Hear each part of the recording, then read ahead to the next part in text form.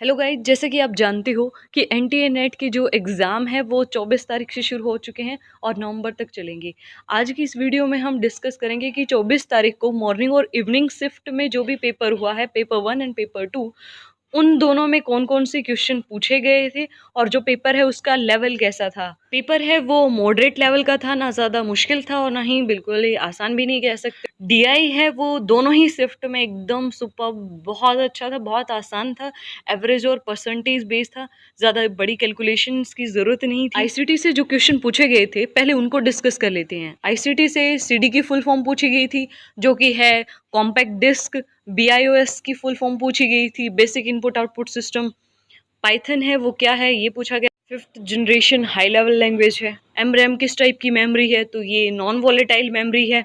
जब बहुत सारे लोगों को एक साथ कोई ईमेल सेंड की जाती है तो उसे क्या कहते हैं, इस पे एक क्वेश्चन था मेल मर्ज, जिसका आंसर था। मैथ में प्रॉफिट एंड लॉस, इंटरेस्ट वगैरह से रिलेटेड कुछ क्वेश्चन पूछे गए थे। अगर हायर एजुकेशन की बात करें तो फर्स्ट ओपन यूनिवर्सिटी कब इस्टेब्लिश की गई थी, ये पूछा गया था क्वेश्चन। 1982 में बाबा भीमराव अंबेडकर ओपन यूनिवर्सिटी है वो इस्टेब्लिश की गई थी। नालंदा यूनिवर्सिटी का फाउंडर कौन है, इस पे क्वेश्चन आया था, तो इसका आंसर होगा कुमार गुप्ता। रूसा की फुल फॉर्म पूछी गई थी, राष्ट्रीय उच्चतर शिक्षा अभियान। अगर टीचिंग एप्टीट्यूड की बात की जाए तो फॉर्मेटिव एंड सबमेटिव इवेल्युएशन से रिलेटेड एक क्वेश्चन था, एंड एक क्वेश्चन था which one is not assessment tool. Portfolio, concept mapping, examination, ऐसे कुछ ऑप्शंस थे, तो concept mapping is not an assessment tool, इसका ये आंसर आएगा। रिसर्च एंड एप्टीट्यूड के अंदर एक्शन रिसर्च का स्टेप सीक्वेंस आया था, प्लान, एक्ट, ऑब्जर्व, रिफ्लेक्ट, इससे रिलेटेड। एंड एक्सपोस्ट फैक्टो किस टाइप की रिसर्च है, इस पे क्वेश्चन था।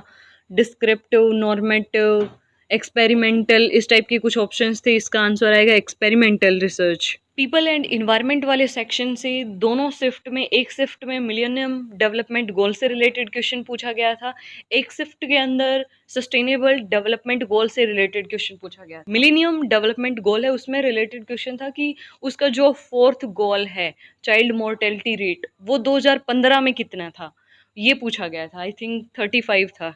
एक क्वेश्चन CO2 के एमिशन से रिलेटेड था, कंट्रीज गिवन थी और रैंकिंग के हिसाब से अरेंज करनी थी, तो CO2 का एमिशन है वो सबसे ज़्यादा चाइना में होता है, उसके बाद यूएस में, और थर्ड नंबर पे है इंडिया। एक क्वेश्चन था स्वयं प्रभा में कितने चैनल्स हैं, तो 34 है, पहले 32 थे लेकिन अब 2 और बढ़ा दिए हैं, 34 हो गए हैं। कम्युनिकेशन वाले सेक्शन से classroom communication and para language related कुछ क्वेश्चन पूछा गया था। रीजनिंग है वो काफ़ी आसान पूछी गई थी। एक तो डायरेक्शन से रिलेटेड क्वेश्चन था कि अनिल है वो अपने घर से 6 किलोमीटर पूर्व की ओर चला, उसके बाद उसने रियलाइज़ किया कि वो गलत डायरेक्शन में जा रहा है, फिर वो पश्चिम दिशा की ओर 12 किलोमीटर चला, फिर उसने राइट टर्न लिया, इस टाइप से कुछ क्वेश्चन पूछा गया। सीरीज से रिलेटेड एक क्वेश्चन पूछा गया था, 2, 10, 30, फिर 68, और उसके बाद ब्लैंक दे रखा है, ब्लैंक को फिल करना है कि इसके बाद कौन सा नंबर आएगा। इंडियन लॉजिक से भी, बुद्धिज्म वगैरह से 2-3 क्वेश्चन पूछे गए। सिलोजिज्म से भी दोनों शिफ्ट में क्वेश्चन पूछे गए हैं। एक शिफ्ट में पूछा गया था कि फिगर को किस टर्म से डिस्क्राइब करते हैं, तो मिडल टर्म से डिस्क्राइब किया जाता है, और दूसरी शिफ्ट में क्वेश्चन पूछा गया था कि नो मैन आर ह्यूमंस, अगर ये स्टेटमेंट आपकी फॉल्स होगी तो ट्रू स्टेटमेंट कौन सी होगी, यानी कि कंट्राडिक्टरी स्टेटमेंट्स पूछी गई थी। एक क्वेश्चन था कैंसर किस पोल्यूटेंट की वजह से होता है, और नेचुरल हजार्ड्स पे भी एक क्वेश्चन पूछा गया था।